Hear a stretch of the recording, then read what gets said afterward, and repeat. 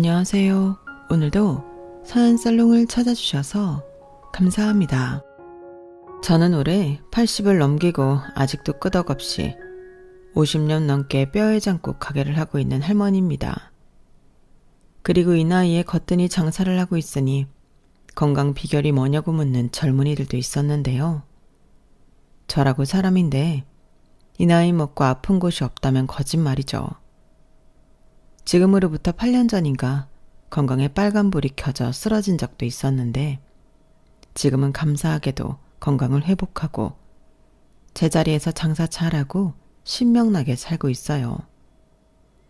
물론 요즘처럼 유병장수 시대에 아무런 지병도 없다면 그건 기적이고 이젠 지병도 내 몸의 일부라고 생각하고 나름 관리하며 잘 다스리고 있어요. 공존관계라고 할까요? 지병이 있으니 늘 조심하게 되고 건강에 신경 쓰고 있는데 어쩌면 요 정도 지병이 있어 더 잘 살고 있는 게 아닌가 싶습니다. 그리고 제가 세상을 나름 오래 살아보니 느낀 게 하나 있는데요. 내 한 몸 내가 챙겨야지 누가 대신 챙겨주는 게 아니더라고요. 심지어 자식이 있어도 품 안에 있을 때나 자식이지 시집 보내놓으니 남보다 못한 빚쟁이가 따로 없었는데 그놈의 자식들 이야기를 하고 싶어 머리 털라고 처음으로 글이라는 걸 쓰고 있어요. 보통 80 넘은 노인이 자식 이야기를 한다고 하면 뭐 구구절절 알고 닭살 돋는 그런 얘기를 생각할 텐데 애석하게도 제가 할 얘기는 그 반대입니다. 앞에 말했듯이 제 딸들은 고생하는 엄마보다도 엄마가 고생해 번 돈에만 관심이 있었거든요. 제가 정말 하늘을 우러러 한 점 부끄러움 없이 혼자 쇠가 빠지게 딸 둘을 키웠거든요. 그런데 돌아온 것이 효도가 아닌 불효라니 시간이 많이 지난 지금도 그것들만 생각하면 속에서 열불이 올라 이렇게 사연을 보내게 되었어요. 무슨 엄마가 자식 험담을 대대적으로 하려고 이러나 싶으시죠? 그런데요, 제 이야기를 다 들으시면 아마도 생각이 바뀌실 겁니다. 그 정도로 저는 자식들 때문에 모든 것을 다 잃을 뻔했었는데 지금부터 이 노인네 이야기를 좀 들어주세요. 그리고 만약 제 딸들이 이 사연을 듣게 된다면 니들이 얼마나 극악무도한 짓을 했는지 니들도 니들 자식들한테 똑같이 당해보라고 미리 말하고 싶네요. 분명 지네 이야기인 줄 알면 제 사연을 끝까지 듣지 않을 테니 미리 말하는 거예요. 그럼 이제 정말로 제 사연을 들려드리겠습니다. 저는 앞서 밝힌 대로 뼈해장국집을 하고 있어요. 남편이랑 제 나이 30, 26에 사별하고 딸 둘 있는 거 굶길 수 없어 시장통에서 일을 하기 시작했는데 그때는 그냥 길거리에서 팔 수 있는 건 전부 팔았어요. 산에 가서 고사리도 뜯어다 팔고 시래기 같은 것도 말려다 팔면서 큰 돈은 아니지만 그래도 우리 세 식구 목구멍에 풀칠은 하고 살았는데요. 정말 풀칠만 할 정도로 다른 수를 내야겠다고 생각했어요. 그리고 생각한 게 음식을 만들어 팔자는 생각이었는데 제가 원래 장사하는 집 셋째 딸이었거든요. 그래서 엄마 아버지 도와 음식을 곧잘 했었는데 음식 장사를 하면 뭘 해도 지금보단 남겠다는 생각이 들어 고민 끝에 떡이나 만두 같은 걸 집에서 만들어 팔기 시작했어요. 물론 처음엔 반도 못 팔고 그냥 들고 올 때도 많았는데 점점 손님이 많아지면서 곧잘 장사가 됐어요. 이런 말 부끄럽지만 제 손맛이 나쁘지 않거든요.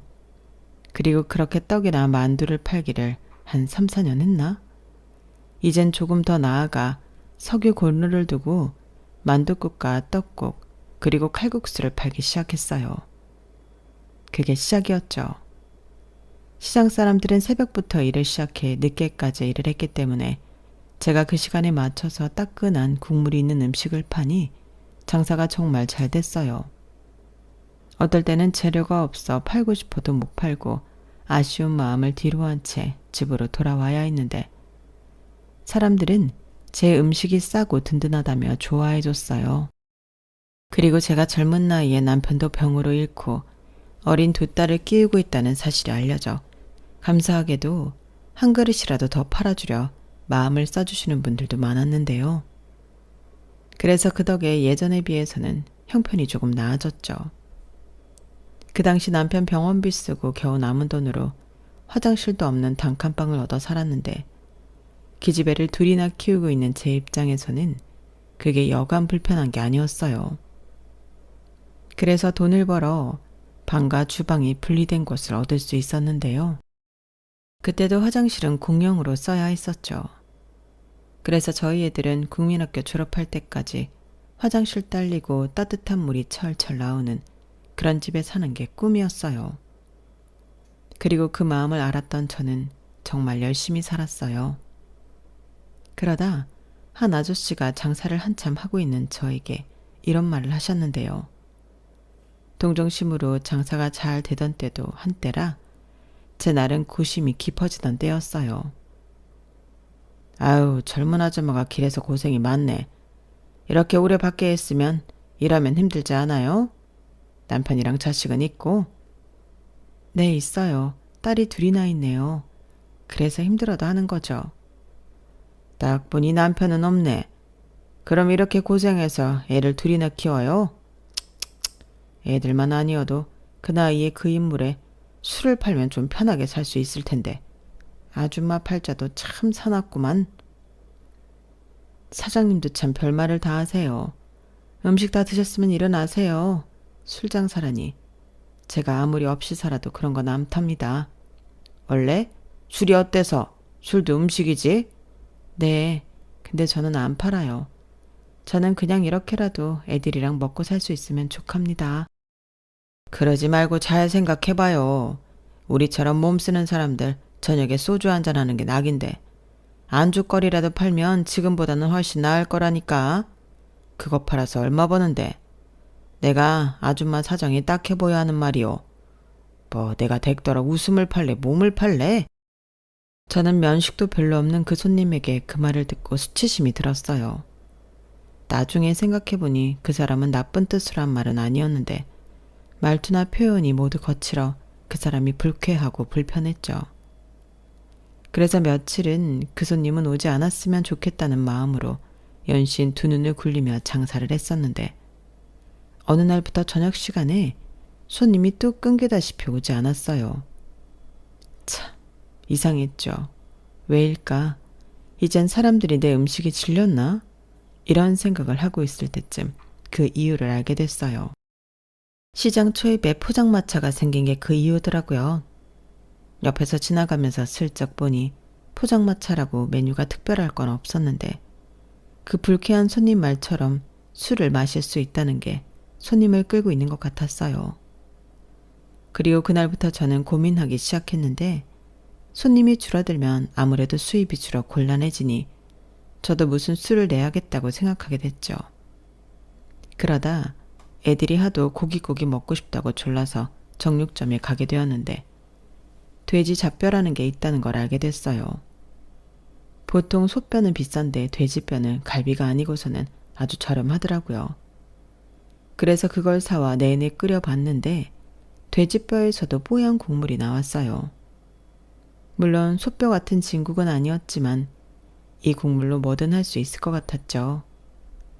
그리고 뼈에 붙어있는 고기 살점도 있고 그래서 제 방식대로 시래기도 많이 넣고 당면도 넣어 돼지 뼈국을 끓여 팔았는데요. 사람들이 돼지고기긴 해도 고깃국에 밥을 말아 먹으니 더 든든하다며 아침이고 저녁이고 심지어 점심에도 와서 먹는데 예전에 만둣국 같은 걸 팔 때랑은 완전히 달랐어요. 이건 뭐 냄새부터 달랐으니 사람들이 싼 가격에 배를 채우겠다고 몰려오더라고요. 그리고 저는 내친 김에 저녁에 소주랑 편육 같은 걸 썰어 팔기 시작했는데 그것도 반응이 엄청 좋았어요. 젊은 세대기 이런 생각을 어떻게 했냐며 칭찬이 자자했죠. 하지만 제가 길에서 장사를 했잖아요. 그래서 한계가 있었고 또 누가 신고를 했는지 위생 어쩌고 하면서 구청에서 사람이 나오기도 했는데 이렇게는 장사를 할 수 없을 것 같았어요. 그래서 가지고 있는 돈 탈탈 털고 일수 찍는 사람한테 돈도 빌려 시장에서 거리가 좀 떨어진 모퉁이 작은 골목에 식당을 차리게 되었는데요. 처음에는 식당이 여기 있다는 걸 알리기 위해 노력을 많이 해야만 했어요. 제가 봐도 여기까지 와서 밥을 먹을 사람은 없어 보였거든요. 그래서 시장에서 제 음식을 좋아하셨던 분들을 대상으로 가게 위치를 알려드렸고 그분들이 발걸음을 해주면서 지금의 가게까지 확장 이전할 수 있었는데요. 난생 처음 내 가게가 생겼다는 기쁨에 정말 쉬지 않고 일을 했어요. 쓸고 닦고 치우고 새벽 5시부터 문 열어 12시까지 장사를 했는데 그때는 몸 피곤한 줄도 모르고 돈을 벌었어요. 돈이 벌리니 이것도 중독이더라고요. 나중에 사람들이 그러다 쓰러진다고 쉬엄쉬엄 하라고 저를 걱정했는데 밀려 들어오는 손님의 큰 솥이 바닥을 보이면 그게 그렇게 재미있고 뿌듯할 수가 없어요. 그리고 음식이 부족하면 안 되니 음식 양을 더 늘리기 위해 그때부터는 같이 일할 직원을 뽑았는데 그때 제 식당에 면접을 보러 온 사람이 있었어요. 나이는 저랑 동갑이었고 애들은 없었지만 저랑 같이 남편을 병으로 잃은 과부였죠. 친정에서는 애도 없는데 빨리 재혼하라고 상호였다고 했고 자기는 죽은 남편 말고는 어느 누구랑도 다시 부부의 연을 맺고 싶지 않다며 집을 나왔다고 했는데 딱 보니 갈 곳도 없는 사람이었어요. 얘기 들어보니 여기저기 거처도 없이 아는 사람들 집에서 신세를 지고 있다고 하더라고요. 그래서 하루라도 빨리 일을 해서 돈을 벌고 싶다고 의욕을 보였는데 식당 일을 해본 적이 있냐고 물으니 없다고 했어요. 그러고 보니 차림새나 말투가 나름 양갓집 교수로 집에서 자손아 놓고 신부 수업만 받다 시집간 것 같았는데 그래도 살림은 좀 해봐서 배만 할 수 있다고 뭐든 시켜만 달라고 나중에 무릎까지 꿇고 사정을 하더군요. 그래서 차마 같은 처지끼리 외면할 수 없었어요. 아니, 오히려 돕고 싶은 마음이었는데요. 아마 동갑이라 더 마음이 쓰였던 것 같아요. 그래서 방은 없지만 식당에서 자리 펴고 잘 수 있게 해줬고 일이 좀 고단하긴 해도 성실하게만 해주면 급료는 잘 쳐주겠다고 약속까지 했는데 사실 속으로는 걱정을 하긴 했었죠. 식당 일이 생각보다 체력도 많이 쓰고 고된 일인데 경험도 없는 여자가 할 수 있을까? 못 버티고 도망가는 건 아닐까? 별 생각을 다 했어요. 하지만 그 친구 역시 절박한 심정이라 그런지 일을 참 열심히 배웠고 머리가 좋아서 그런지 일도 금방 배웠는데 나중엔 제가 시키지 않아도 척척 하는 경지에 올라 있었어요. 그래서 그 뒤로는 동료이자 친구처럼 이름 부르며 자매처럼 지냈는데요. 그 인연이 지금까지 이어지고 있으니 저한테는 정말 친자매나 마찬가지입니다. 자식보다도 저를 잘 알고 더 위해주니 어떨 때는 언니 같다는 생각도 들어요. 저희끼리는 유치하지만 명화가 생일이 4월이고 제가 12월인데 그래서 자기가 언니라고 우길 때도 있습니다. 그럼 저는 내가 사장이야 이렇게 장난치며 맞서는데 그렇게 투닥투닥하니 저희 둘 다 검은 머리보다 흰 머리가 더 많은 노인이 되었어요. 그리고 같이 오래 있다 보니 서로 자연스럽게 닮아진 것 같은데 그래서 저희가 친자매인 줄 아는 손님도 많았어요. 그렇게 긴 인연이 될 줄 우리는 서로 알기라도 하듯 빠른 시간에 친해졌어요. 저는 어느덧 명화를 믿고 새벽에 뼈 썩는 일을 맡기게 되었죠. 그리고 저는 애들 챙겨 학교 보내고 8시 반 정도에 식당을 나갔는데 그러면 분주하게 명화가 아침 장사를 하고 있었어요. 참 고마운 일이었죠. 전에는 애들 보랴 식당 하랴 몸이 정말 딱 두 쪽으로 나뉘었으면 좋겠다고 생각할 때가 한두 번이 아니었는데 명화가 온 뒤로 숨 쉴 수 있는 구멍이 생긴 것 같았어요. 그래서 다른 건 몰라도 월세방이라도 하나 얻어주고 싶었는데 명화는 자기가 알아서 한다며 신경 쓰지 말라고 거절했어요. 왜 식당에서 자는 거 불편하잖아. 내가 보증금 빌려준다니까. 됐어요. 내가 사장님처럼 딸린 애가 있는 것도 아니고 괜히 집 생기면 출퇴근하기 번거로워서 불편하기만 하죠. 내일은 내가 알아서 할 테니까 사장님은 신경 쓰지 마세요. 그래도 모처럼 사람이 큰 마음을 먹었는데 정말 이럴 거야? 네, 그 큰 마음 다시 꿀꺽 하시고 얼른 일이나 해요. 점심에 사람들 몰려올 텐데 밥이랑 새로 해야죠. 뭔 놈의 밥을 아침에도 2번을 했는데 또 해야 하나? 장사가 잘 돼도 너무 잘 돼. 우리 사장님은 좋겠어요. 이런 식으로 명화는 저 못지않게 일하는 걸 좋아했는데요. 돈을 벌어서 어디에 쓰는 건지 명화는 자기한테 10원 한 장 쓰는 꼴을 보지 못했어요. 그만큼 검소했고 처음엔 저런 양같이 규수 같은 여자가 뭘 할 수 있겠나 걱정을 많이 했는데 제 걱정과 무색하게 양같이 규수는 입담 구수한 식당 아줌마가 되어 있었죠. 시간이 또 환경이 사람을 저리 바꿔놓더라고요. 그래도 식장이 잘 되어 저도 명화도 참 다행이었는데 저희 애들 중학교에 갈 무렵 저는 큰 결심을 했네요. 지금 하고 있는 가게를 입지가 좋은 곳으로 확장 이전하고 영업시간도 24시간으로 바꾸기로 한 거예요. 물론 직원도 넉넉히 뽑아 저도 명화도 숨 좀 돌릴 생각이었는데 제일 중요했던 건 명화의 허락이었네요. 아무래도 제가 혼자 다 할 순 없으니 저 다음에 책임과 관리 감독을 해줄 사람이 필요했거든요. 그리고 그건 두말할 것도 없이 명화였는데 명화는 아주 쿨하게 월급 올려주면 그렇게 하겠다고 제 뜻을 받아줬어요. 그리하여 저는 지금 위치로 가게를 확장 이전했고 저희 가게에 오시던 손님들은 이제 24시간 영업을 한다는 것에 많이 좋아했는데 특히 새벽에 일이 끝나시는 분들이 이젠 새벽에 일 끝나도 뼈에 장국에 소주 한잔 할 수 있게 되었다며 좋아하셨어요. 그러게 참 다행이고 감사하게 장사가 잘 되었고 저는 거기서 돈을 바짝 벌어 두 딸들 학원에 과외에 남부럽지 않게 교육비도 쓰고 대학도 전부 4년제로 휴학도 한 번 없이 졸업시켰는데요. 고생은 엄마가 할 테니 너희들은 엄마처럼 살지 말고 당당하게 자기 능력 인정받아 살길 바랬어요.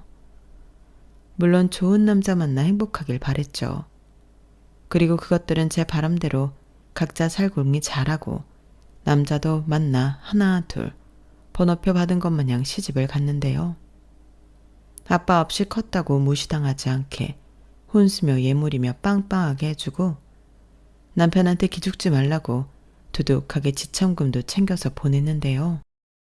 그렇게 딸 자식 잘 키워 시집 보내놓으니 저는 좋은 시절 다 보낸 억척스러운 중년의 아줌마가 되어 있었어요. 염색하지 않으면 흰머리가 검은 머리를 덮을 지경이었는데 그래도 명화라는 친구를 만나 그나마 다행이었죠. 명화는 저랑 동갑임에도 서열을 꼭 지키는 융통성 없는 사람이었는데 저는 그 점이 더 믿음직하고 좋았어요. 그리고 사람이 의리가 있는 게 그만큼 돈 벌고 제 앞에서 장사하는 거 봤으면 자기 가게 욕심 낼 만도 한데 명화는 그러지 않더라고요. 오히려 제가 명화 네가 2호 좀 할래? 니캉 내캉 서로 사장소리 들으면 좋잖아 라고 농을 치면 됐어요.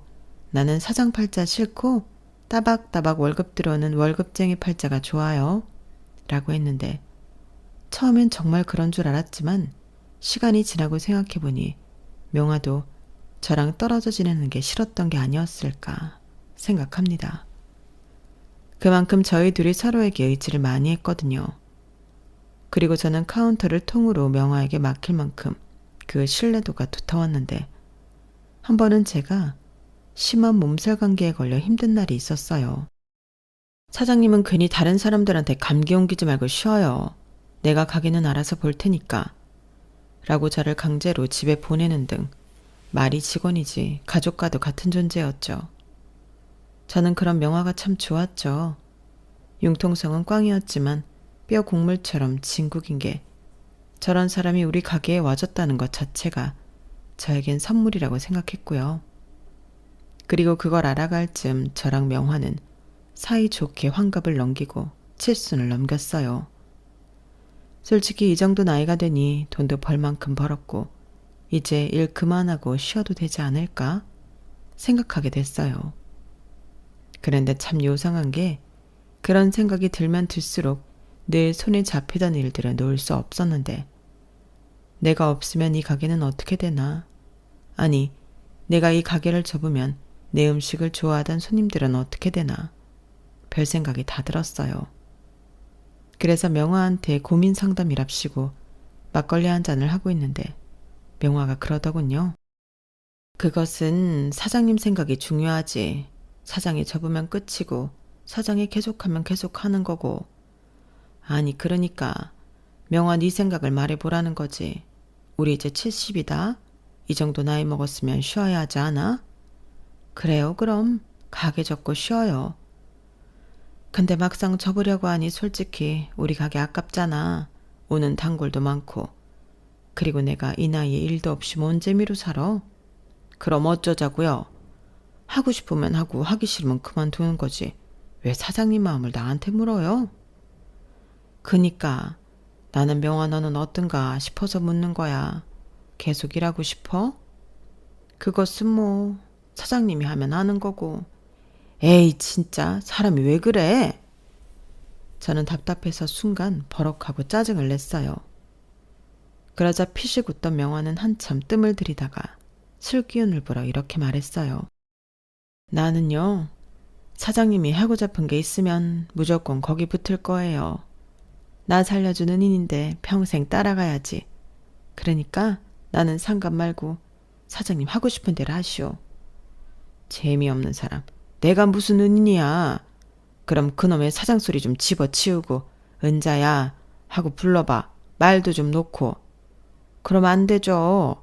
엄연히 사장이고 직원인데 나중에요. 사장님이 사장 아닐 때 그럽시다. 그럼 명화한테 사장님 소리 안 들으려면 가게 때려치워야겠네. 그래, 결정했어. 저는 그때 무슨 마음인지 그런 마음이 탁 하고 먹어졌어요. 그런데 40년 넘게 한 가게를 한순간에 접을 수는 없었고 직원들도 그렇고 슬슬 저도 정리를 먼저 해야겠다는 생각이 들었어요. 한번 쓰러지고 난 뒤로는 내가 언제 갑자기 죽을 수도 있다는 생각이 들었거든요. 그래서 딸과 사이들을 모두 불러 재산 정리를 하려고 했죠. 제일 꼴불견인 게 장례식장에서 부모 재산 가지고 싸우는 것들인데 제 자식은 그러지 않길 바랬거든요. 그리고 어차피 물려줄 재산인데 살아있을 때 정리해주고 싶었는데요. 마침 두 딸들에게 고등학교 다니는 손자, 손녀들이 있어서 돈이 필요할 때기도 했어요. 그래도 시집간 뒤 용돈 준 적은 없어도 용돈 달라고 한 적은 없던 착한 딸들이었는데 엄마가 죽기 전에 크게 한 번씩은 도와주고 싶었죠. 그런데 말입니다. 참 이상한 게 제가 재산 정리하자고 하니 처음에 딸들이 콧방귀도 끼지 않았는데요. 뼈의 전국 팔아서 얼마나 벌었다고 재산 정리를 하며 저더러 일 그만하고 그 돈 다 쓰고 100살까지 살라고 하더니 제가 통장이랑 땅 문서, 건물 등기 권리증을 보여주자 눈이 튀어나오게 놀라며 저를 한참이나 얼이 빠진 모습으로 쳐다봤어요. 그러자 큰 사위가 먼저 입을 열었는데요. 장모님, 정말 이것들이 전부 장모님 재산이에요? 말도 안 돼. 우리 장모님 갚으셨네. 엄마는 도대체 언제 재산을 이렇게나 모은 거야? 그랬으면서 나한테 아무 말도 안 하고. 내가 이래봐도 큰딸인데 정말 서운하다. 나 힘들게 사는 거 뻔히 알면서. 서운하긴 뭐가 서운해.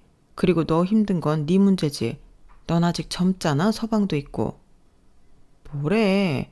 지금 엄마 남편 없이 혼자 고생했다고 이러는 거야? 내가 남이야? 엄마 딸이잖아. 다른 엄마들은 자식이 돈 없어서 고생하면 빚이라도 내서 도와준대. 근데 엄마는 이렇게 재산도 많으면서. 언니는 왜 엄마한테 그래? 무조건 자식이라고 다 해줘야 하는 건 아니지. 그럼 잘 사는 자식은 한 푼도 받지 말라는 거야? 이제라도 공평하게 나누면 되겠네. 그래요, 처요. 이제라도 장모님 도움받게 되셨는데 잘 된 거죠. 장모님도 다 뜻이 있어서 그런 거예요. 그렇죠, 장모님? 그러니 너무 서운하게 생각하지 마시고 어떻게 나누면 될까요? 그리고 나눈다면 언제 주시는 거죠? 나처럼 장사꾼 아니랄까봐. 왜? 지금 당장 줬으면 좋겠나? 자네는 호프집인지 이자카야인지 잘 된다면서 뭐가 그렇게 한달이야? 다 알아서 줄 텐데. 그럼요. 저는 급하지 않아요. 언제 주셔도 감사하죠. 근데 처형네가 힘들다고 하니까. 자네 말이 아까부터 계속 거슬리는데 왜 우리를 파나? 내가 아무리 힘들어도 자네한테 도와달라고 한 적도 없는데 왜 사람을 없는 취급을 해? 형님, 왜 이러세요? 돈 없다고 자격지심 느끼시는 거예요? 저는 아무 말 안 했습니다. 그리고 솔직히 지금 당장 돈 필요하시잖아요. 형님 하시던 사업 엎어지고 지금 돈 나올 구멍 없어서 처형이 전전긍긍하는데 효석이 고3이잖아요. 효석이 대학 안 보내실 거예요? 뭐야? 너 이 새끼 진짜 그만 안 해? 여보, 당신까지 왜 그래? 솔직히 제부가 하는 말 틀린 말 없잖아. 엄마, 나 진짜 요즘 너무 힘들어. 재산 정리를 하든 뭘 하든 나 좀 도와줘. 그리고 내가 큰딸이고 형편이 어려우니까 조금 더 줘도 되잖아. 쟤들은 집도 있고 외제차 굴리면서 잘 사는데. 언니, 이건 아니지. 우리가 잘 산다고 엄마 재산 가져가지 말라는 거야? 뭐야? 우리도 힘들어. 남들 보기에 잘 사는 것처럼 보여도 우리도 나름 애먹는 거 있다고. 큰딸이면 뭐, 대수야? 뭐? 너 지금 언니한테 그게 무슨 말버릇이야? 싸가지 없게. 왜? 내가 너보다 못 사는 것 같으니까 언니고 나발이고 내가 우습냐? 이것들이 조용히 안 해? 어떻게 된 게 니들은 내 앞에서 이런 모습을 보이니? 큰딸이든 작은딸이든 엄마 이제 괜찮냐고 물어보는 자식 하나도 없어? 내가 왜 재산 정리를 하자고 하는데 니들 이게 무슨 뜻인지 몰라? 아주 꽁돈 생기니까 눈이 뒤집혀서는 다 시끄럽고 내가 알아서 나눠줄 테니까 조용히 해. 한 번만 더 내 돈 더 갚겠다고 싸우기만 해봐. 그때 니들 앞에 한 푼도 안 주고 전부 팔아서 사회에 기부하고 죽을 거야. 왜? 내가 못할 것 같아? 저는 딸과 사위들이 돈 가지고 싸우기 시작했을 때 아차 싶었어요. 이 꼴을 보려고 이것들을 부른 게 아닌데 내가 이 꼴을 보려고 그동안 쉬지도 않고 일을 했구나. 지나간 젊음이 아깝더라고요. 그리고 딸들과 사위들은 제가 사회 기부 어쩌고 하니 입에 지퍼라도 단 듯 싹 다 조용해졌는데 이것들이 나 죽으면 얼마나 또 피 터지게 싸울까. 또다시 가슴이 조여오는 것 같았어요. 그래서 니들 때문에 오늘 당장 죽을 것 같으니 싹 다 사라지라고 큰 소리 쳤는데 홍해가 갈라지듯 그것들이 제 기분 건드리지 않으려 발바닥에 불이 나게 제 집을 나갔어요. 그 모습을 보니 주책맞게 눈물이 쏟아졌는데 그때 떠오르는 사람은 한 사람밖에 없었죠. 명화였어요. 그래서 가게로 터덜터덜 갔고 소주 한 잔에 깍두기 놓고 명화 앞에서 청승을 떨었는데 술 기운 때문인지 그날따라 가게가 참 아깝더군요. 명화야, 그러지 말고 너는 나보다 건강하니까 네가 이 가게 맡아서 할래? 어차피 우리 애들은 돈만 관심 있지 가게 할 생각은 없을 거고 지금 보니 이거 그냥 문 닫기는 너무 아깝네. 왜 또 이랬다가 저랬다가 그런데요? 얼마 전까진 안 한다고 했잖아요. 그리고 내가 그때 분명히 말했는데 사장님이 하면 같이 하고 사장님 안 하면 나도 안 한다고. 근데 왜 사장님만 쏙 빠지는 건데요? 설마 나 바지 사장 시켜놓고 혼자만 탱자탱자 놀러 다니려고? 됐어요. 내가 남편이 있나? 사장님처럼 건사할 자식이 있나? 나도 돈 벌 만큼 벌었고 미련 없으니 그냥 사장님이 100살까지 하시다가 죽이 됐든 밥이 됐든 자식들한테 줘요. 지금까지 내가 뭘 어디로 들었어? 그것들이 내 돈에만 관심이 있다니까? 다 나이 먹으면 달라져요. 사장님이 100살까지 살면 자식들 나이가 몇인데 그나마 자식들도 장수하지 않은 한 장사도 몇 년 못하겠네. 지금 나 놀려? 나는 심각해 죽겠구만. 심각할 게 뭐가 있어요?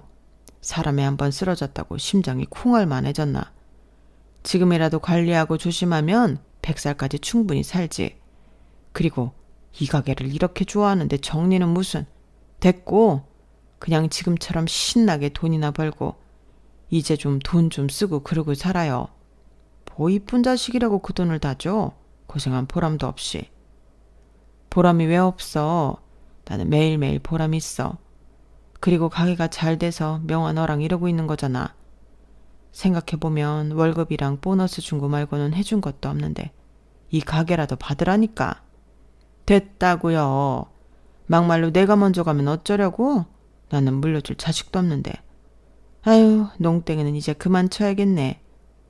사장님은 오늘 손님으로 왔지만 난 근무 중이니까 갈 때 소주값 내고 가요. 저는 명화의 말에 어이가 없어서 웃음이 나왔어요. 아니, 내가 사장인데 술값까지 내고 가야 합니까? 누가 고지식한 사람 아니랄까 봐. 그래도 저런 심지 때문에 제가 저 친구를 의지하는 건데. 저 친구한테 100살까지 가게를 하라는 말을 들으니 생각이 많아지더라고요. 그런데 복잡한 생각이 채 정리가 되기도 전에 제 의지와는 상관없이 일이 흘러갔는데요. 큰딸이 거의 매일 와서 저를 졸라댔어요. 어차피 자기랑 남편이 지금 하는 일이 없으니 가게를 나와서 돕겠다는 건데요. 저더러 월급을 달라고 하더군요. 니들이 가게에서 일을 한다고? 내가 자식이라고 특별대우 해달라는 게 아니고 다른 아줌마들처럼 똑같이 줘. 우리 당장 너무 힘들어서 그래. 우리 둘이 벌면 그래도 먹고 살 정도는 벌 수 있잖아. 그야 그렇지만 김서방은 회사에서 펜대만 굴리던 사람인데 식당 일을 어떻게 한다고. 너도 냄새 난다고 식당 일을 하기 싫다고 했잖아. 지금 우리가 찬밥 더운 밥 가릴 때야. 나도 내 새끼를 위해서면 뭐든 해. 나도 엄마잖아. 저는 큰딸의 애절한 부탁에 그러라고 했어요. 다른 건 몰라도 일해서 돈을 벌겠다는데 엄마로서 그것까지 하지 말라고는 할 수 없더라고요. 그래서 특별 대우는 없으니 다른 아줌마들한테 똑같이 일 배우고 하라고 했는데 생각보다 큰딸과 사위가 일을 곧잘 하더군요. 물론 실수도 많이 하고 서툰 게 눈에 많이 보였지만 이를 악물고 버티는 게 솔직히 대견했어요. 자기 말대로 새끼를 위해서면 뭐든 하겠다고 하더니 내 딸도 엄마가 됐구나. 그런 생각도 들었죠. 하지만 5일 정도가 지나니 일이 너무 힘들다고 슬슬 불만의 소리가 터져 나왔고 버는 것보다 약값이 더 들겠다며 큰딸이 먼저 나자빠져 버리더군요. 그래서 애 핑계를 대며 자기는 나오지 않았고 사위만 나와서 일을 했는데요. 그래도 사위는 꿋꿋하게 버티려고 애를 쓰는 것 같았어요. 그리고 2달이 조금 지났을까? 사위가 저한테 할 말이 있다며 웬일로 자기 집에 초대를 했는데 제가 자식들 집에 가는 일이 진짜 거의 없거든요. 그래서 하도 오라고 해서 오랜만에 간 큰딸 집이었는데 제가 도착하니 큰딸이 제가 좋아하는 음식이라고 양념게장과 해물찜을 해놨더군요. 제가 고기 장사를 하니 좋아하는 건 생선이나 해산물이거든요. 그리고 첫째가 저를 닮아 음식 솜씨가 좋은 편이었는데 딱 봐도 먹음직스러웠어요. 오랜만에 오는 손자 녀석도 할머니가 왔다고 생글생글 웃으며 옆에 앉는데 물색 없이 그게 참 좋더군요. 그래서 맛있게 밥도 2공기 비우고 후식으로 과일도 먹으며 모처럼 엄마 대접을 받았는데 사실 그것들은 꿍꿍이가 있었어요. 저도 눈치가 백단인데 그걸 모르지 않았죠. 그리고 제 예상대로 큰딸이 먼저 제가 아는 가게를 달라고 하더군요. 엄마, 내가 이랑 상의를 해봤는데 우리는 다른 재산은 필요 없고 엄마 가게를 줘. 어차피 엄마 가게 정리하고 싶어 했다며? 주방에 심씨 아줌마가 그러던데 엄마가 쓰러지고 나서부터 가게 정리하고 싶어 했다고. 그럼 그냥 정리하는 것보다 내가 하는 게 낫지 않겠어? 너는 5일 만에 나가 떨어져 놓고 그게 지금 할 소리야? 왜? 엄마가 하는 거 보니 장사가 쉬워 보여? 아님 너는 그냥 카운터에 앉아서 돈만 세면 될 것 같아? 아니, 나도 5일이긴 했지만 볼 건 다 봤지. 그리고 내가 힘들어서 나가 떨어졌나? 고3 수험생 엄마니까 어쩔 수 없는 부분도 있는 거지. 대신 네가 성실하게 잘하잖아. 그야 그건 그렇지. 너보단 낫더라고. 그러니까 우리가 이참에 엄마 가게 물려받아서 계속 잘해볼게. 엄마 솔직히 이대로 가게 문 닫는 거 아깝잖아. 그렇다고 70도 넘었는데 엄마가 언제까지 계속 할 거야? 우리 엄마는 계속 뭐 일만 하나? 여행도 다니고 하고 싶었던 것도 좀 하고 그렇게 살아야지. 얼마나 더 산다고? 왜? 니네 엄마 금방 죽냐? 엄마는 무슨 말을 해도 나는 그냥 엄마가 짠해서 그렇지. 우리 엄마도 좋아하는 거 있을 텐데 장사하느라 그런 거 못 해봤잖아. 우리도 당장 돈벌이가 필요하고 이것만큼 딱인 게 뭐가 있어? 그래도 이렇게 홀랑 줄 순 없어. 가게를 하려면 일을 제대로 배워야지. 지금이야 손님들이 계속 있지만 맛이 조금이라도 변하면 손님들 발길 뚝 끊긴다. 알지. 내가 누구 딸이야. 하는 자식 딸이잖아. 엄마한테 제대로 배워서 내가 이랑 더 잘할게. 2호, 3호 아주 프랜차이즈를 낸다니까. 네, 장모님. 맡겨만 주세요. 진짜 장모님 얼굴에 먹칠하지 않도록 최선을 다해서 열심히 하겠습니다. 제가 옆에서 일을 해보니까 장모님 진짜 대단하세요. 존경한다니까요. 그래, 엄마 그러지 말고 엄마가 딱 지금 결정해. 대신 내가 엄마 다른 데산 하나도 안 받을게. 선정이 가지라고 해. 그럼 선정이도 불만 없을걸? 엄마 우리 자매 싸우는 거 싫잖아. 저는 딸과 사이가 비행기를 태워줘서가 아니라 현실적으로 그게 맞겠다는 생각을 했어요. 솔직히 딸 둘이 제 가게를 물려받지 않을 거라고 생각해 그쪽으로는 생각하지 않았는데 큰딸 내외가 먼저 저렇게 말을 하니 더없이 좋은 생각인 것 같았어요. 어차피 둘째 내외는 하는 가게가 있어서 제 가게까지 못할 테고 당장 벌이가 없는 큰딸 내외에게 가게를 물려주면 저는 가게를 닫지 않고 편하게 지낼 수 있을 것 같았는데요. 그래서 좋다고 하고 내일 당장부터 음식 만드는 방법을 배우라고 했죠. 좋아. 근데 장사라는 게 절대 쉬운 일이 아니다. 네가 했던 것보다 훨씬 고되고 힘든 일이야. 내일 당장 새벽에 나와서 돼지 뼈 섭는 것부터 배워. 어차피 일을 하려면 새벽잠은 못 잔다고 생각해. 알았어, 엄마. 진짜 고마워요. 나 정말 열심히 할 거야. 저도 너무 감사합니다. 장모님이 저희 생명의 은인이세요. 제가 열심히 해서 장모님 후회하는 일 없도록 하겠습니다. 이렇게 가게는 첫째 내외에게 물려주기로 했어요. 그리고 다음 날부터 일을 가르치고 있었는데 둘째가 난리가 났더군요. 아니, 누구 마음대로 가게를 언니한테 주냐며 저를 아주 잡아먹을 듯이 덤비는 거예요. 엄마, 진짜 서운하다. 어떻게 나한테는 상의도 없이 이 가게를 언니한테 줘? 아, 시끄러워. 아직 안 줬어. 그리고 지금은 일 배우는 중이고 하는 거 봐서 줄 거야. 어차피 너는 네 가게에 있어서 내 가게 못 하잖아. 누가 못한대? 나 할 수 있어. 막말로 나랑 남편이랑 사람이 둘인데 하나씩 맡아서 하면 되지. 솔직히 아무것도 모르는 언니보다야 장사 좀 해본 내가 훨씬 낫지 않겠어? 아, 이것들이 진짜 요즘 왜 이러는 거야? 그럼 니들이 합의 봐. 나는 너든 네 언니든 내 가게 더 잘할 사람한테 줄 테니까. 아니, 아무것도 안 준다는 것도 아니고 건물이며 땅 준다는데 왜 이 가게에 목숨을 걸어? 왜긴 황금알을 낳는 거위가 이 가게인데 이 가게를 가진 사람이 장땡이잖아. 네, 저것들은 벌써 저런 계산까지 하고 제 가게를 하겠다며 덤볐던 거예요. 그리고 저는 뭐가 됐든 더 잘하는 자식한테 가게를 주면 그만이라는 생각에 말릴 생각도 없었는데요. 그리하여 둘이 또 피 터지게 싸우더니 둘이 똑같이 기회를 갖기로 합의를 보더군요. 우선 생업이 있는 둘째가 지 언니한테 순서를 양보했는데 한 집당 6개월씩 둘이 번갈아 하는 걸 보고 제가 1년 뒤에 결정하는 걸로 일단락했어요. 우선 첫째가 일을 배우고 있기도 했고 먼저 기회를 잡았으니 이대로 6개월을 하기로 했는데요. 그 1년 동안 저는 왔다 갔다만 할 뿐 사장으로서 개입하진 않기로 했죠. 그 대신 명화가 제 대신 나서기로 했는데요. 큰딸 내외는 둘째네한테 가게를 뺏기지 않으려 정말 열심히 일을 배웠어요. 특히 사위가 참 열심히 했는데 거의 15시간 이상을 가게에 매달려 일을 하더라고요. 하지만 식당 일이라는 게 꾸준히 하는 거라서 저러다 지치면 어쩌나 걱정이 됐는데 아니나 다를까 이번에는 큰 사위가 먼저 나가 떨어졌어요. 평소 몸 쓰는 일을 하지 않던 사람이 몇 달 동안 제대로 쉬지도 않고 일을 했으니 나가 떨어져도 이상하지 않았죠. 그런데 문제는 처음에 보였던 의욕이 다른 곳으로 향했다는 건데요. 큰딸이 먼저 저한테 그러더군요.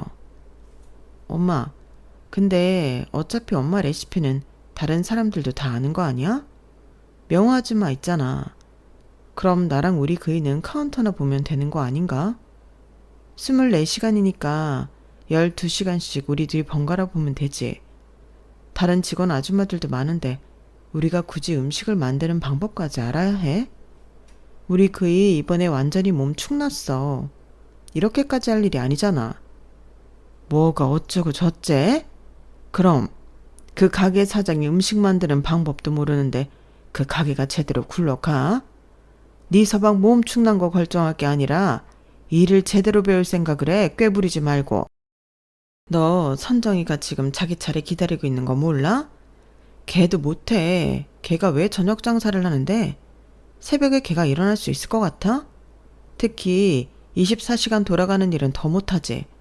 매제가 지금 하고 있는 이자카야 접을 거 아니라며. 엄마, 그냥 엄마가 결정해. 됐다. 너 일 배울 생각 없으면 여기서 빠져. 내가 문 닫았으면 닫았지. 너한테는 내 가게 못 주겠다. 저는 큰딸의 말에 괘씸했어요. 그리고 항상 사탕 발림 얘기를 잘도 하던 사위는 그날은 꿀먹은 벙어리처럼 입을 꾹 닫고 있었는데요. 일이 고되긴 했는지 엄두를 못 내는 것 같았어요. 그러게 처음부터 너무 의욕적으로 덤벼든다고 생각했더니 완전히 질려버린 눈치더라고요. 그리고 6개월도 되지 않았는데 둘째 딸의 순서가 되었고 둘째 딸은 언니랑은 다르다며 첫날부터 제법 일을 곧잘 했죠. 아무래도 식당 짬바가 있으니 제가 봐도 다르긴 달랐어요. 게다가 음식 만드는 방법을 가르쳐주면 그걸 메모하고 또 연습하면서 열심히 했는데 그래, 저렇게 자기가 알아서 해야지 라는 생각이 절로 들면서 역시 가게는 하던 사람한테 넘기는 게 맞았구나 하는 생각이 절로 들었는데요.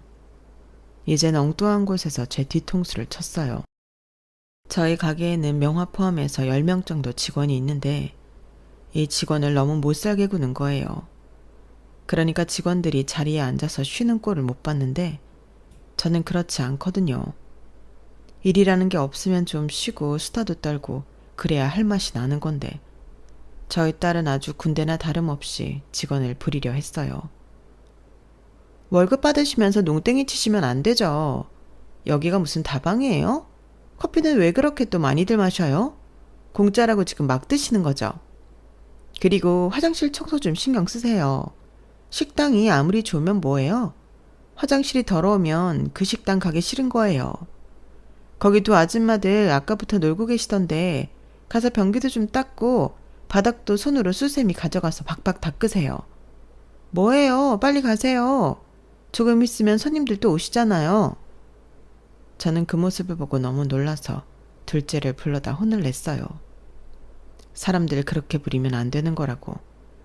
직원들이 있어야 가게가 굴러가는 거라고 따끔하게 혼을 냈는데 문제는 이것이 엄마인 제 말도 듣지 않더라고요. 엄마가 그렇게 사람을 봐주니까 저 아줌마들이 사장 무서운 줄 모르는 거야. 왜 월급 받고 여기서 쉬어? 근무 시간에는 일을 해야지. 일이 없어도 일을 찾아서 해야 하는 거야. 싫으면 나가라고 그래. 우리가 아쉽나? 자기네들이 아쉽지? 선정아, 너 정말? 그래요, 사장님. 저 그만둘래요. 아니, 살다 내가 이 나이 먹고 이런 하대까지 받으면서 일할 이유가 없죠. 저 오늘 날짜까지 정산해서 월급 넣어주시고 이만 가보겠습니다.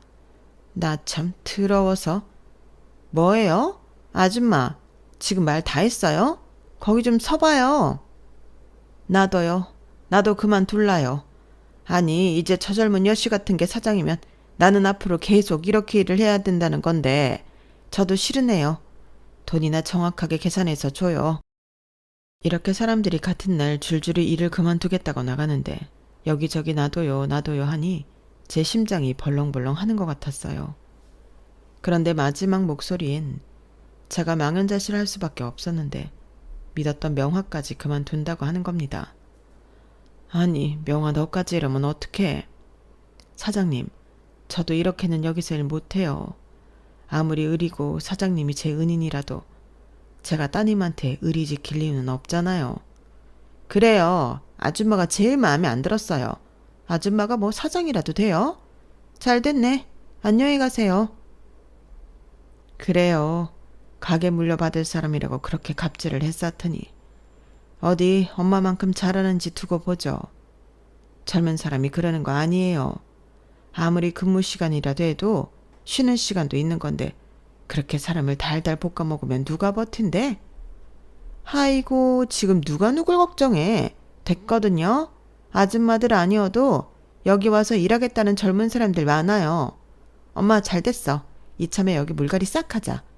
내가 장부도 봤는데 그 월급 받고 저 아줌마들 미친 거 아니야?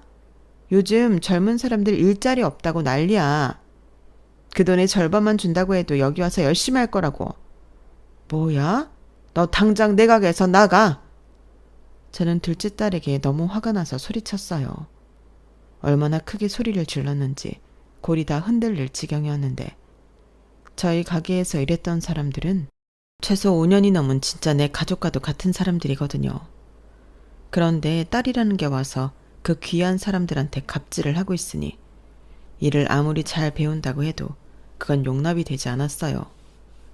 그리고 둘째 딸에게 당장 사과하라고 시켰는데 지 자존심에 그럴 수 없다며 이깟 가게 안 물려받으면 그만이라고 소리를 지르고 가게를 나가더군요. 그렇게 두 딸들이 제 가게에 손을 뗐어요. 그리고 이젠 어쩔 수 없다는 심정이 되었는데 직원들도 나가겠다고 하는 마당이었으니 슬슬 가게를 정리하는 게 맞겠다는 생각이 들었어요. 그래서 그 길로 가게를 내놨고 명화 집에 가서 오늘 있었던 일에 대해 진심으로 사과를 했는데 명화는 됐다며 삼겹살이나 구워 먹자고 신문지를 거실 바닥에 깔았어요. 사장님, 아니지. 이제 가게도 내놨으니까. 그래, 은자야. 내가 네 두 딸을 보니 새삼 내가 자식이 없다는 게 그렇게 다행스러울 수가 없다. 너는 진짜 대단해. 뭐야? 이제 사랑소리 안 하는 거야? 그리고 지금 나 놀려? 놀리기는 무슨. 솔직한 내 심정이다. 그리고 가게 내놨다며. 나는 오늘 사표 냈고. 그럼 이제 우리 계급장 없는 거 아닌가? 그렇지, 계급장 없지. 그래서 너는 자식 없어서 좋다고? 그래, 나도 그 점이 제일 부럽다. 고약한 것들. 나는 솔직히 걔네들 어릴 때부터 마음에 안 들었어. 지 엄마 고생하는데 나와서 도와주는 자식 하나도 없었잖아. 대신 돈 달라고 와서 금거나 털어가고 그렇게 금거나 털던 것들이 가게까지 털어먹겠다고 저 난리를 피우는데 야, 왜 네가 나더러 가게 하라고 했는지 알겠더라. 근데 내가 만약 그 가게를 한다고 했어봐. 내 머리털 하나도 없다. 나이 70에 그것들을 어떻게 이겨? 그래, 내 딸도 다 쌈딱이다. 그래서 정리한다고. 다 팔아서 나 가는 날까지 쓰다가 남으면 정확히 둘로 쪼개서 물려주면 그만이지. 진작에 그럴걸. 왜 괜히 재산 정리한다고 그 난리를 피웠는지. 알고 그랬나? 모르고 그랬지. 그래도 참 괘씸해. 엄마가 죽을 고비 넘기고 자기 가기 전에 정리하자고 하는 건데 엄마 마음 헤아리지 못하고 살아있는 엄마 앞에서 싸우기나 하고. 그러게 말이다. 내가 자식 농사는 대차게 망했어. 두 딸 잘 키워보겠다고 여기까지 온 건데 결국엔 더러운 꼴만 봤네. 그래도 너는 돈이 있잖아. 원래 돈이 효자고 자신감이라고 했어. 우리 여기 싹 정리하고 어디 산 좋고 물 좋은 실버타운 가자. 나도 누구 덕에 돈이라면 제법 모았거든. 혼자 살기에 대궐 같은 이 집도 사고. 그래도 명화 네가 이 집 산다고 했을 때 나 진짜 좋았다. 네가 하도 돈을 안 써서 나는 어디에 돈 잡아먹는 기둥서방이라도 숨겨두고 있는 줄 알았잖아. 그런데 이 큰 집을 네가 현금 박치기로 살 때 와, 멋있다고 생각했어. 그랬냐? 근데 나 그때 엄청 떨었어. 그 큰 돈을 처음으로 만져보는데 이게 다 내 돈이라니 믿기지가 않더라고. 다 은자 네 덕이다. 나 정말 죽으려고 마음먹고 나와서 처음 간 곳이 네 가게였거든. 그리고 가끔 이렇게 살아서 뭐하나. 나이도 먹었으니 이제 그만 갔으면 좋겠다고 생각도 하고 그랬는데. 원래? 죽긴 왜 죽어? 실버타운 가야지. 그러니까 너랑 실버타운 가려고 내가 지금까지 죽지 않고 살고 있나 보다. 우리 내일 당장 알아보자. 그날 삼겹살은 딱딱하게 튀겨지도록 저희는 이야기를 멈추지 않았어요. 사장과 직원이 아닌 처음으로 친구로서 대화를 나누는데 그게 저한테는 위로가 되었거든요. 그리고 그 다음 날부터 저희 둘은 가게 문도 닫아버리고 당장 입주가 가능한 실버타운을 알아봤는데요. 그것도 쉬운 일은 아니었어요. 돈 있다고 다 들어갈 수 있는 건 아니더라고요. 물론 정보가 없어서 못 찾은 걸 수도 있는데 우선 저희가 찾아본 곳들은 대기가 어마어마했어요. 그런데 며칠 뒤 두 딸과 사이가 찾아와 무릎을 꿇고 잘못했다고 빌었는데 정말 꼴도 보기 싫더군요. 하지만 두 딸이 철철 울고 잘못했다고 매달리니 엄마 마음이 뭔지 마음이 흔들렸고 그래도 가게는 못 준다고 나중에 엄마 죽거든 재산은 알아서 반반씩 나눠 가지라고 했는데 작은 딸이 그랬어요. 자기는 재산 필요 없다고요. 그냥 엄마한테 불효를 한 게 가슴이 너무 아프다며 이제라도 잘 지내고 싶다고 했는데요. 큰딸도 마찬가지였어요. 사는 게 힘들어서 엄마를 챙기지 못했다며 자기도 잘 살아서 누구보다 저한테 효도하고 싶었다고 우는데 그게 딸들 진심인 것 같아서 저도 따라 눈물이 나왔어요. 자식 이기는 부모 없다고 자식이 울면서 용서해달라고 하는데 용서를 안 해줄 수가 없었죠. 어차피 천륜인 것을요. 그런데 큰딸이 우리 셋이 여행 다녀와 본 적이 없지 않나며 가게도 닫은 김에 남해로 여행을 가자고 말했고 평소 바쁘다고 난리인 둘째까지 좋다고 하는데 생각해보니 어릴 때도 애들을 데리고 여행이라는 걸 다녀온 기억이 없었어요. 그런 생각이 드니 어째 저도 딸들에게 미안해지더군요. 내친 김에 모녀들끼리 여행을 가기로 했죠. 그리고 딸들이 전부 알아서 하겠다고 엄마는 몸만 오라고 했어요. 모처럼 마음이 들떴어요. 딸들과 여행이라니 생각만 해도 너무 좋더라고요. 그렇게 남해에 도착했고 난생 처음 호텔에서 잠도 자고 맛있는 음식과 좋은 풍경도 보니 이게 사는 재미구나 싶었는데요. 왜 나는 여태 이런 것도 모르고 살았나 좋으면서도 슬펐어요. 그리고 다음엔 명화랑 둘이 와야겠다고 생각했는데 둘째가 남해에 좋은 곳이 있다며 오늘은 거기에 가보자고 하더군요. 저는 아무런 의미도 없이 두 딸을 따라갔어요. 그런데 큰딸이 운전한 차는 이상한 건물이 있는 외진 곳으로 향했는데 거기엔 간판에 커다랗게 땡땡 치매 전문 요양원이라는 글씨가 선명하게 보이더군요. 저는 깜짝 놀랐어요. 그리고 여기엔 왜 오냐고 정색했는데 그때 큰딸이 그랬는데요. 여기서 치매 검사도 해준대. 그냥 심심풀이로 한번 해보자고. 우리도 같이 할 거야. 무슨 치매 검사를 심심풀이로 해? 됐어. 나는 싫으니까 그냥 가자. 에이 엄마, 그래도 여기까지 왔는데 어떻게 그냥 가? 이미 진료 예약도 다 했어. 뭐야? 아니 왜 나한테 말도 안 하고 예약을 해? 그야 엄마가 이럴 것 같으니까 그랬지. 검사만 받아보는 건데 뭐가 나빠. 이참에 뇌건강 체크도 하고 좋지. 안 그래? 딸들은 이미 모든 것이 준비가 되어 있다는 듯 싱글벙글하며 차를 세웠어요. 그리고 가지 않겠다는 저를 억지로 붙들고 요양원 안으로 들어갔는데요. 말이 요양원이지 너무 공포스러웠어요. 그리고 큰딸이 간호사라 보이는 여자와 이런저런 얘기를 하는가 싶더니 남자 직원들이 우르르 몰려와 저를 부축하는 것처럼 끌고 갔는데 그때 촉이 왔죠. 이대로 끌려가면 나는 영영 여기서 못 나갈 거라는 걸요.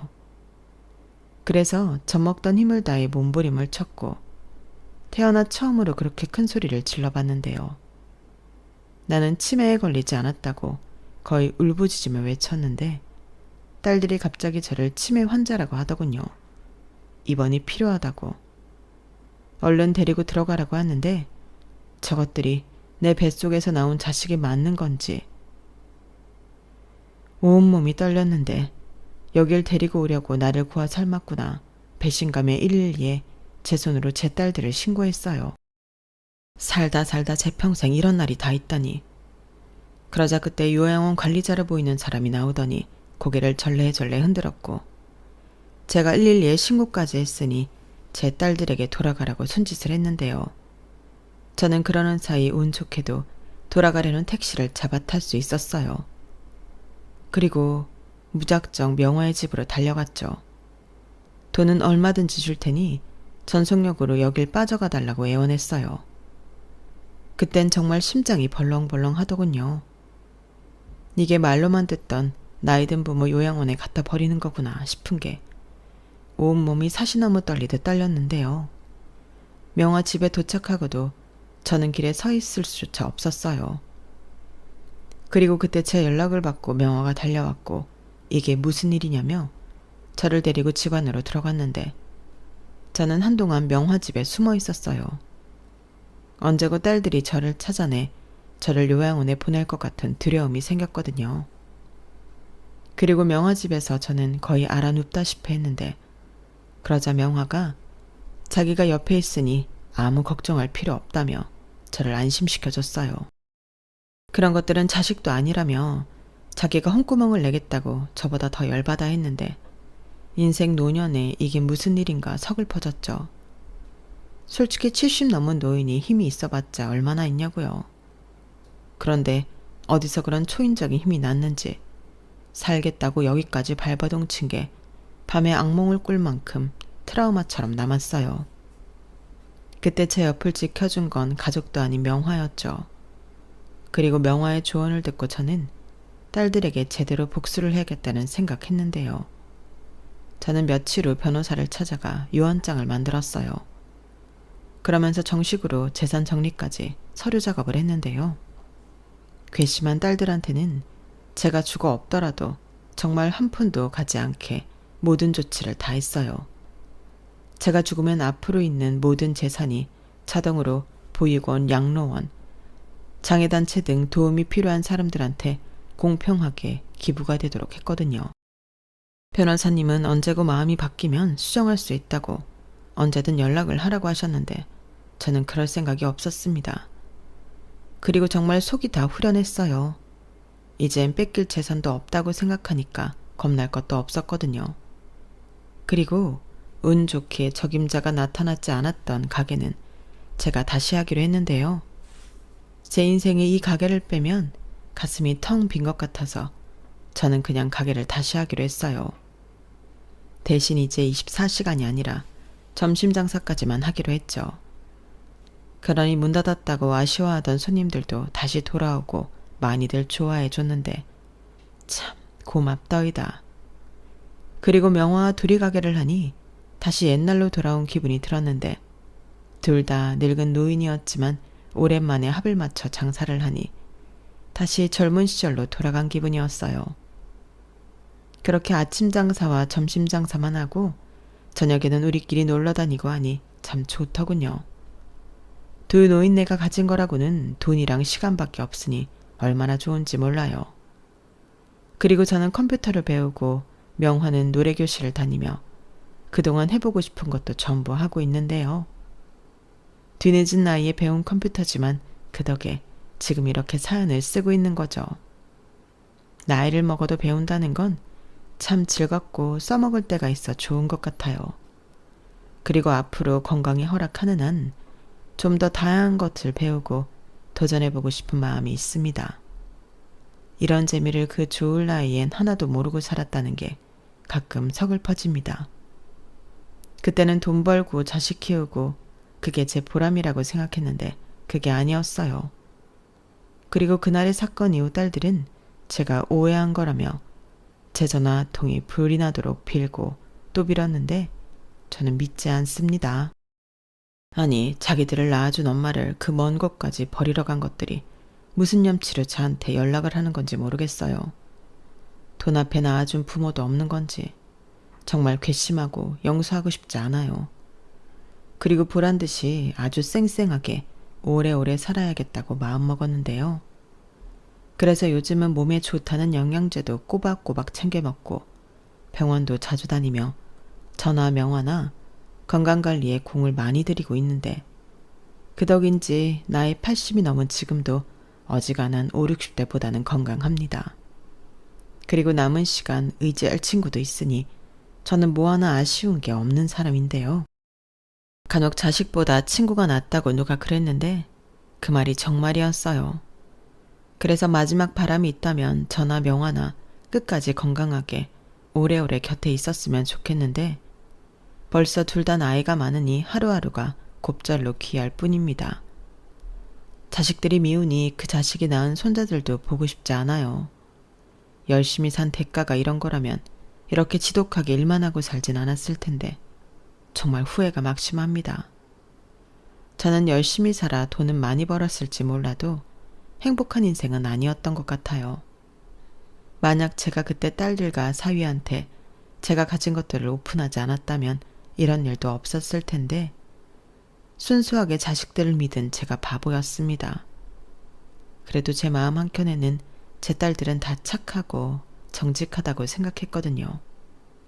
하지만 돈 앞에서는 핏줄도 또 천륜도 없었는데 지들이 차버린 복은 더 어려운 사람들에게 나눠주며 제 남은 인생은 보람있게 마무리하려고요.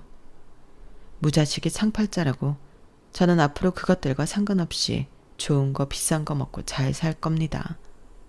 그게 고생만 하고 늙어버린 저에게 제가 해줄 수 있는 유일한 보상인 것 같거든요. 그러니 여러분들도 너무 희생하지 마시고 스스로한테 선물도 하고 그렇게 사세요. 제가 살아보니 내 마음처럼 되는 건 세상에 오직 나 하나뿐이더라고요.